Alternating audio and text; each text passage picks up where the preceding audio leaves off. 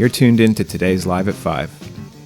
Before we jump into today's episode, I just want to remind you that this show is only possible because of the continued support of amazing people like you. You can continue to support us by subscribing to this YouTube channel, sharing an episode with a friend, or signing up to our Patreon page via the link in the description below. From there, you'll be able to access some exclusive bonus content and dive deeper into the world of Live at 5. Now, without any further ado, let's get right into today's show. We hope you enjoy. Welcome to Live at 5. It's Wednesday, the 13th of May. I know that because my milk went off today. How you doing, Darcy? I'm doing well too, man. I've only got one day left on my milk and I've got about half a pint left, so I've got some chugging to do. I have to say, for anybody who's tuning in from the US, milk does not last as long in the UK, and that's probably the only thing Donald Trump can be proud of, is that the milk in the States lasts longer. So I don't know. That makes you question what's in the milk, to be honest. So that's true. Yeah, it's probably better than it goes rotten. But anyway, I have Ferg Ireland's song going around in my head because I've just been looking at that this morning and anyway. I am here today to introduce. I don't know why I had to tell you that, but I just had to tell you that. We're here today because we have an amazing guest, and I've really been looking forward to this guest because he's somebody that we met by chance at North Sea Jazz Festival, and we just, it was in the elevator down to breakfast. We just started talking. Neither party knew much about who the other was, and it was just an instant kind of personal connection of honest friendship, and that doesn't happen so much at these kinds of gatherings because it's all about it's all a networking business kind of thing, and this was just such a great connection that when it came time to do our big Ali Pali show last November, we knew the one person we needed to call. And it's not Ghostbusters. We had to call Keyon Harold, who's an amazing producer, trumpet player, just all-around guy. He's collaborated with people from Charles Tolliver to D'Angelo to Robert Glasper, Marcus Strickland, one of my personal favorites. Pharoah Monch, who I was very excited to read. All right. Okay. Yeah. Who's that? He is an American rapper, was in Organized Confusion, Stress, the best American hip-hop album I've ever heard. Well, there you go. So he's a hero of all of ours. But before we hear from Keyon, he's in New York. We're going to jump into some music, and this is just to take you back if you were at that November Ali Pali show. It's just an iPhone recording from SG. She got it, so thanks SG. And it's Keyon playing with the house band, and just to kind of set the stage for you, the theater at Ali Pali is. It's an 800-seat room, but it has the grandeur of old. They haven't done much to it. The kind of paint's peeling off the wall. It's the best end of shabby chic that you're ever going to get, and it just sounds incredible in there. So it was just such a treat to have him as a guest, and this is a cool way to relive it. So what are we going to play first? Is this Alcazar? This is Alcazar. This is off the new record, right? This is off the new record, and it hasn't been released yet. Hopefully you like it. It was kind of inspired by, I did a gig down in Seville, which seems like, 100 years ago. A gig down in Seville, actually, Darce, with Edouard Penn and the Parisian guys. Cool. It was super fun, amazing city. One of these kind of European cities that has the kind of medieval and very kind of ancient vibe about it. And there's a palace there, a royal palace called the Alcazar. And had all of this, it just had all these cavernous rooms that kind of, just kind of conjured up all kinds of fantasy about, what happened there and all the different stories that are in those walls. So that's what this song was kind of inspired by. So anyway, we're going to jump into Alcazar. You're listening to Live at 5 with special guest Keyon Harold.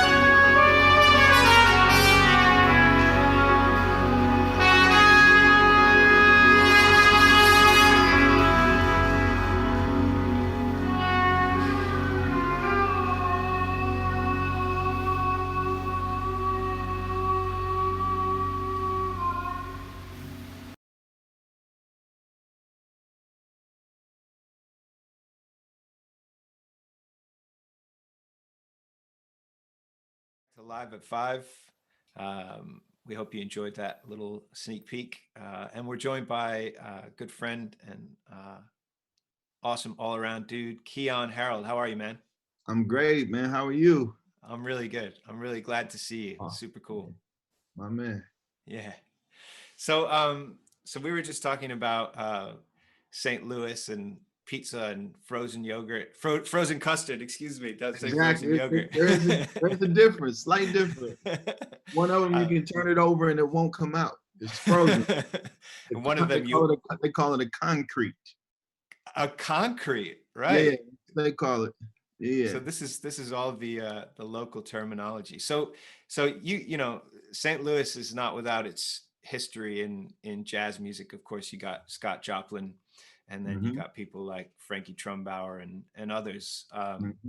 Did you get started? Clark Terry. Oh, of course, and Shorty Baker, and you know. Right. Amazing people. Of course, Miles. Yeah. I didn't even think of that. So and also the thing about St. Louis is that it's a short drive from our namesake, Kansas City. Yes, sir. So right across the state, about 2-hour drive down Interstate 70. Yeah. So did you grow up, you know, playing in bands and stuff? Was that something that you did as a young kid? Absolutely. I started off, interesting enough, my grandfather started a drum and bugle corps. So I started off doing drum and bugle corps stuff, marching, you know, all the time, and just really building up, you know, my chops in that way. And as a matter of fact, my grandfather's favorite, you know, person to listen to as far as like big music was Basie. So we would play stuff like, you know, this could be the start of something big, and I Can't Stop Loving You. So Kansas City was heavy in our rotation. Wow. You know, growing up. So I did drum and bugle corps stuff, and I grew up and learned that my family had a band called Eddie Randall and the Blue Devils, and that was the first band that Miles Davis ever played in as a teenager. So it was a interesting correlation. Wow. Well, the Blue Devils is the Kansas City institution, isn't it? As well, with in the Walter Page Blue Devils, and then I guess other people like the name as well, right? There it is. Maybe. That's so cool. So you know, I just have to ask you because of the, you know, I've never been to Kansas City, but when you know, by the time you were growing up, you know, a lot of those musicians had left. But is there still, like, you know, when you walk around Kansas City, is it still part of the fabric of the place? Oh, absolutely. That whole district, the Vine district. My man Logan Richardson, amazing alto saxophonist, is there. There's a lot of great musicians in Kansas City like that have gone back. Her name Dominic, Harrold. Forget Harold's last name. Anyway, amazing pianist. There's only one. So you know, wow, Harold. cool. I'm sorry, Harold O'Neill. Amazing O'Neill. pianist. Okay. You know, we grew up, you know, going back and forth because we would have to compete in like all state competitions, and for all state band we play together. So bringing up Logan Richardson, he's all over the place now. He does a lot of stuff with Christian Scott and he's a killer. Thing. I mean, he was in Paris for a while, wasn't he? Yeah, he was in Paris and in Italy. But now he's back in Kansas City. As a matter of fact, he bought one of Charlie Parker's family homes, and he lives there. So that is so cool. Which is pretty amazing. So good, you know. good things in the wall, you know. Yes, indeed. Good stuff. That's great. So then, you know, you made the move to New York. Was that for school, or did you go because you were, you know, looking for, you know, people to play around, or did you go to? Yeah. I moved to New York to go to school. I got a scholarship to study at the New School. You know, for college, I applied for one school only because I heard that was the place to go. Right. So, you know, I went to the New School, managed jazz program, and it was a beautiful thing. I went. I was able to study with some amazing people. Charles Tolliver was one of my teachers. Well, that's what I was going to say. I mean, he's been somebody that, I mean, when I met you, I don't know if you remember when we met, but it was going down to breakfast. Absolutely. We on were that. sitting, I think with Sonder maybe. Yeah, I just remember talking to you, and I remember it was just like, we talked about a few things, and you said, I've been to North Sea before. I came with Charles Tolliver. That's right. That's And right. then you said I came with D'Angelo, and I thought, whoa, that's like, I know those two names from different sections of the record store, Yeah, yeah. And so when did you, become multilingual in your music? Were you always kind of interested in, I mean, I know we're all interested in lots of stuff, but you kind of are able to, transfer your voice to a lot of different Rattle the things. lines. Yeah. I love that. When did that start? Was that in New York, or was that at home? Well, back it was in in New York. St. I Louis? mean, hold on, give me 1 second. There's like a dog fight happening right now. Crazy. Going, I mean, the idea of me being interested in lots of music, it was always that. I grew up in a house that was all of my siblings. It was a lot of us, 17 of us. You know, listening to all kind of music. My parents were pastors, so we had the gospel. And we wanted to. All of my siblings wanted to go out and hang out, so they liked the R&B and the hip hop. And then, my grandfather was into the jazz, so we had a lot of stuff going on. But when I moved to New York, for the most part, I was straight ahead. I only wanted to play straight ahead. Right. And that and was in fact, your first record on Crisscross is like, it's the it's best on. of, it's straight ahead, but it's got that, you sound hungry, Yeah, for And sure. I love that. It's not any kind of just like going through the motions. And Charles Not- Tolliver's a guest on that as well. Absolutely. Charles, once again, just one of my, heroes when it came to it, because he was straight ahead. And he would tell me, I can remember like doing gigs, and he would be like, you know what, bring me the recording because I want to listen to it. And he would listen to it. Literally, I would give him a mini disc and he would be like, okay, that was cool. Wow. But you know what? You got to take no prisoners. So you got to go harder. So Right. Charles was that kind of guy, Right. for me. But going back to the question you asked, how did I get into doing other things? When I first moved to New York, my class at the new school had people like Robert Glasper, Mike Moreno, Marcus and EJ Strickland. Who else? Mike Rodriguez on trumpet. So many like just really, really, really bad cats. And we'd just be sitting in the hallway listening to music, going back and forth. But what happened was Robert Glasper was really good friends with a singer named Bilal, who also went to the new school, Bilal Oliver. Fantastic Bilal singer. Yeah. and Rob were going back and forward to the studio, Electric Lady Studio, and at the time, D'Angelo was recording Voodoo. Erykah Badu was recording Mama's Gun. Common was recording Like Water for Chocolate, and I want to say Jay Dilla was there as a producer, and it was just the Roots were there laying it down. So it was just an amazing kind of concoction of stuff happening, which Electric Lady Studio, New School was on 13th Street, Electric Lady is on 8th Street. So it was only like 5 blocks away. So what happened was Robert got word from Common that they needed a trumpet player to audition for the tour because Roy Hargrove had played the horns. Obviously, at that time, he was doing his own thing and he was busy, so he couldn't go. So they recommended me to try out, which is, incidentally, the only tryout I've ever done in my entire life. That's great. Well, that's a good one to do. Seriously. So I got the gig, and from that, it really opened up a new world for me as far as music. Because when I first got to New York, I wanted to, be like Wynton Marsalis, lead the quintet, Nick Payton and Roy, the whole nine. But when I started working with Common, that opened up everything.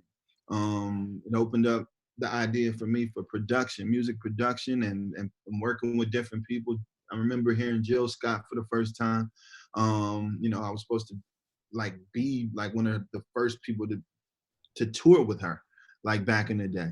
Like when I think about it, it was so many open roads at that time that I had no idea. When I look back in retrospect, I'm very, very thankful for the opportunity and just the group of people that I was with, because there was always something cool brewing, always something cool happening. And everybody was like, you know, did you hear, have you ever heard of Jay Dilla? You know, and that was at the time when it was like stuff wasn't even out yet. And I'll be like, you know, maybe, yeah. But now when you look back, you're like, well, that's the thing, you know, that's about any great scene, you know, it's never evident when you're in it. Because you think back, you know, you read people talking about, for example, you know, one of the legendary scenes in jazz music is Mittens, right? And you read Monk talking about it, and various people, Dizzy talking about it, and they say, well, it didn't happen in one night. It wasn't like, you know, it was a gig that went on for 10 years, you know, and they were there. And it was a vibe. And sometimes you'd go down and it would be the best music in the world. And other nights you'd go down and it would just be, you know, people another night at Mittens. Right. And I think that's, you know, that's such an amazing thing that you can look back on that now and say, wow, I was there for that. And now, you know, now you're creating your own kind of vibe around what you're doing. So, you know, the other thing that I remember about that North Sea, that, you know, that first time we met, was that you came down and you gave us, you know, an LP of the Musician. Yes, sir. You know? And so that's kind of, that's a culmination of a lot of different things, from your first record into this like idea of I don't know, tell me what it is. I don't want to tell you what it is. I don't know, seriously. Hey, the idea of it is a continuum, man. And for me to actually make stuff like The Musician, from my original album, Introducing Keyon Harold, when I recorded Introducing Keyon Harold, I had literally just gotten off the road with Jay-Z. I was on the road with Jay-Z for like, you know, for like a year. And then I was at the point where I was like, man, I need to record. So I put those tunes down, and I never toured with it or anything. And it was just like, we put it down. I called my boys, Marcus, E.J. Strickland, my brother, Charles Tolliver, Desron Douglas, Danny Grissett, and we put it down. But that was, you know, what was in me at the time. But I had to record that, and I had to have these experiences working with Common and Mos Def and all these different people to actually start to do the music that I want to do, that was actually inside of me. Like, I love Straight Ahead and I play it. I love it. I'm a knight when it comes to, you know, Clifford Brown and Freddie Hubbard and, you know, Miles and the whole nine. But at the same time, that part of music didn't end for me. Like, the continuum goes on. So I had to have all these experiences with different artists for me to basically create, I guess, the lane that I'm in now, which is, you know, like The Musician. And even that's old at this point. Now it's the next. Yeah, I know, 2 years is old in this game, you know, isn't it? That I can't wait to hit, you know, people to hear the next iteration of what it is. Yeah, man. And those experiences are amazing, you know. Opportunities are, you know, I don't know, just inspiring to see people create about, I don't know, to create in the way that they do, and me to take that and use it in my own creations is, you know, what I really, really like to do. When it comes to the hip hop, when it comes to the jazz stuff, I like to just put it all together, throw it against the wall and see what comes out, man. Yeah, man. Well, that's so great. So Keyon Harold is our guest today. You're listening to Live at 5. We're going to jump into some more music. This is from our show at Alexandra Palace last November, where Keyon was a very, very, very special guest. And this is a tune that we were really flattered that he was into. This is called Cranes. Yeah, and yeah. It was by Dave Archer. So check out Cranes.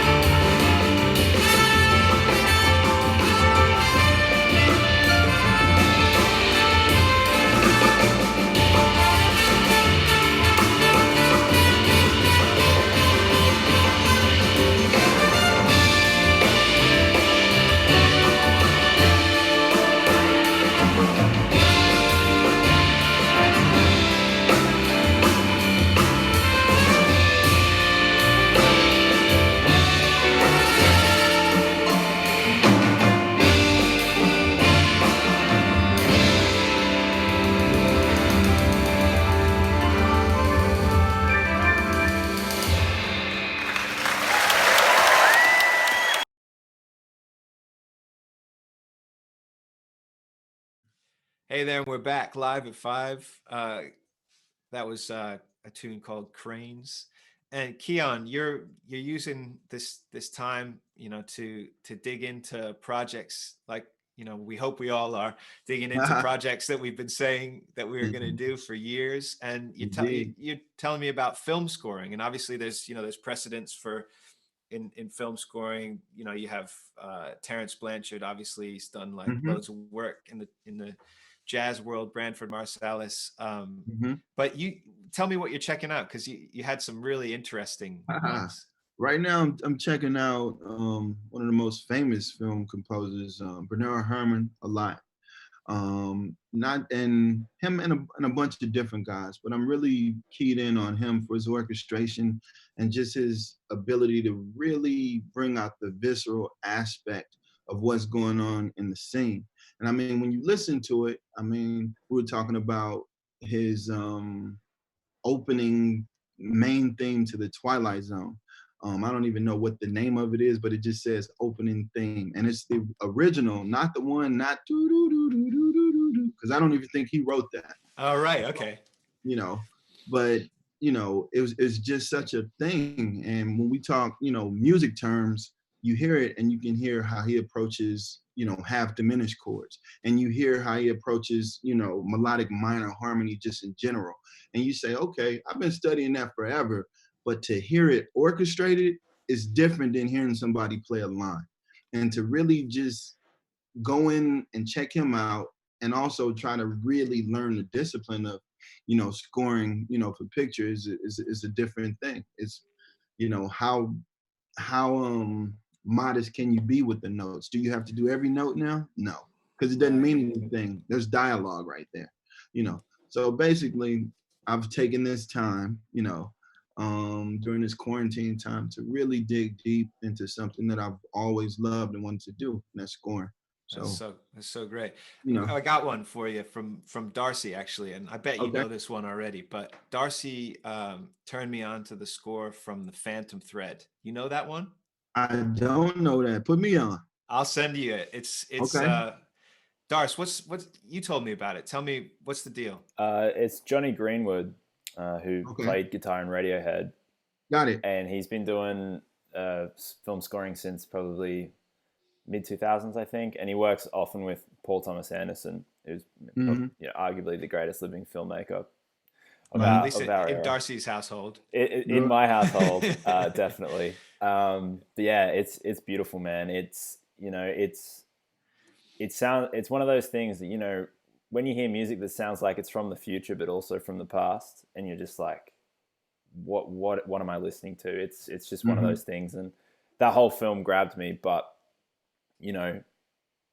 I just don't think it would be like the complete picture without the score. So that's definitely one to check out. The reason that I thought of it, Keyon, is because, when what you were saying about kind of the balance, and I've never done any film work before, so I don't have any idea what I'm talking about, except that I've watched a lot of movies, you know what I mean? But, the idea that the music happens under the dialogue, or don't do something there because there's like something else that you want people to focus on. Now, when I watched this movie, it almost felt like the way the score was written, it was another character in the movie. Oh, it absolutely is. And it made me realize that for the first time, because you watch it and the mix is really, like, the music is really loud in the mix, to the point sometimes where you feel your heart start to go, So I'm watching it today. Do it, man. You won't regret it. Deal. So anyway, so on that note, we've decided to make our record of the day, and give it credence here, because just because doesn't mean the Twilight Zone. Right. So seriously, that music, seriously, I guess first of all, I challenge anybody to watch movies without the music on it. The movies that don't have sound, them, and they have a specific way that they get you. But the music's the movies that you watch that have music, you don't even notice it, but when it's gone, it's weird. Yeah, absolutely. Yeah, it feels completely barren, doesn't it? Yeah. have you ever done any gigs with with the music cut out of a movie, like playing live in front of it? Well, I did some stuff with the Miles Ahead movie. Right. Okay. So of course, right. Because that was the musician was kind of did you score that movie or did you? I didn't score that movie. I worked on the score a lot with Robert Glassman. Gotcha. You know, I played all of the trumpet, so you know, anytime you seen Don Cheadle playing, it was actually me playing. Wow, that is cool. Nice. Yeah. But you know, I mean, there's the idea of cutting the. Have you ever seen that movie Let the Right One In? You ever heard of that? No, you're gonna have to put me on, man. I'll put you onto that. Yeah, because it's a weird one because it's a vampire movie. But Okay, it's not which are great. The vampire movies got all the best music, man. So my friends did the live. They found a way to cut the sound out of the movie and play the music live. And just like you said, you know, when you go to the theater, I mean, obviously movies used to have live music, and I wish we did that more. You know, because Agreed. you see the whole thing and it's a total sensory overload. You're like, whoa, that's happening. You know, that's so.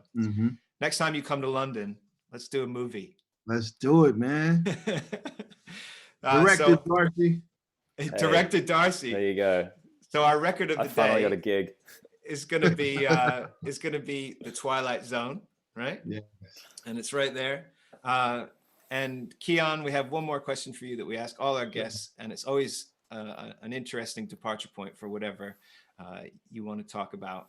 But can you think of or remember or kind of reminisce about one humbling or career affirming moment that you've had, you know, throughout your career that kind of you thought, this is why I do this, you know? Haha. Let me think about that. There's, you know what, for me, there's so many actually. But let me just pare down one. This is why I do this. This is why I do this. I don't know. I'm just, first of all, disclaimer, I'm just very happy to do what I do musically. You know, the opportunities that I've had, you know, in my career, work with the very best. But one of the most humbling things for me is to actually, you know, have my own band. Because like I said, I was before probably I was one of the most working sidemen out there. Just as, you know, from Jay-Z to Maxwell to Beyonce to Rihanna to Eminem to even the jazz guys, to Marcus Strickland and Charles Tolliver's big band and the Count Basie Orchestra and all of that. I was doing all of those different things. But the most humbling thing was for me preparing my own music, hearing it played, recording it, and you know, putting my own tours together. You know, working with other people is one thing, and it's a beautiful thing. But until you can do it for yourself, you never really can appreciate it. It's always exciting. It's always cool. It's always, you know, great to show up, you know, to places, you know, to walk red carpets and do the whole nine. But until you do it for yourself, you never can really totally take, you know, credit for anything, you know, because you haven't really done it. So for me, over the last, like, I would say 3 years, to really make that sacrifice and that leap of faith that, you know what, I'm going to do it on my own terms, you know, I really couldn't appreciate it. I couldn't appreciate all the things that I've done. You know, I can look at my resume and be like, wow, this shit was cool. But not until I was able to get other people's, you know, thought about what I was doing, their appreciation and their gratitude, that I was able to be like, okay, now I'm cool. Now I have something, you know, I have a valid message that is translating to people, whether that be socially, politically, or whatever. you know, or just from the soul, just from, you know, kindred spirits, or just vibrations moving the air to other people's insides. I never really felt that in the way that I feel it when I've done it, you know, playing at Ronnie Scott's or playing somewhere else, where people can actually come to me and be like, listen, that song, MB Lament, you know, that song, whatever it is, that touched me. That really inspires me. When I hear your mother's, you know, talking on that song, that really got to me, you know. And so from that, you know, that is the thing that really makes me appreciate the opportunity to be an artist. And that is the thing that really humbles me every day and keeps me coming back, you know, every day. Fantastic words, man. Yeah, that's what I mean. That question, everybody says something slightly different, and I love that. It's kind of gets you down to your DNA, you know? Oh, so, seriously, yeah, seriously, man. Seriously. Well, that's so great. Thank you for taking the time to do this. You know, it's great to talk to you. It's great to see your face and to hear what you're up to. Man. Yeah. We stay connected across the water, which is very important in a time like this. So it's great to have amazing people, you and the guys from the Smitties, you know. Thanks, man. You know, I can't wait to get back and hit with y'all again, you know. Same. when we get through this. But you know, it's my pleasure. Seriously, thanks for having me. Yeah, man. Cool. And thanks to you for listening and watching Live at 5. We'll be back tomorrow with the fine people from Women in Jazz. And we have some exciting stuff coming up next week as well. Be sure to subscribe to this YouTube channel and check out the links in the description below for path to our Live at 5 playlist and our Patreon page, and also the way to become a Kansas Smitty's member. But that's enough from us. We'll see you tomorrow, Live at 5. Thanks a lot.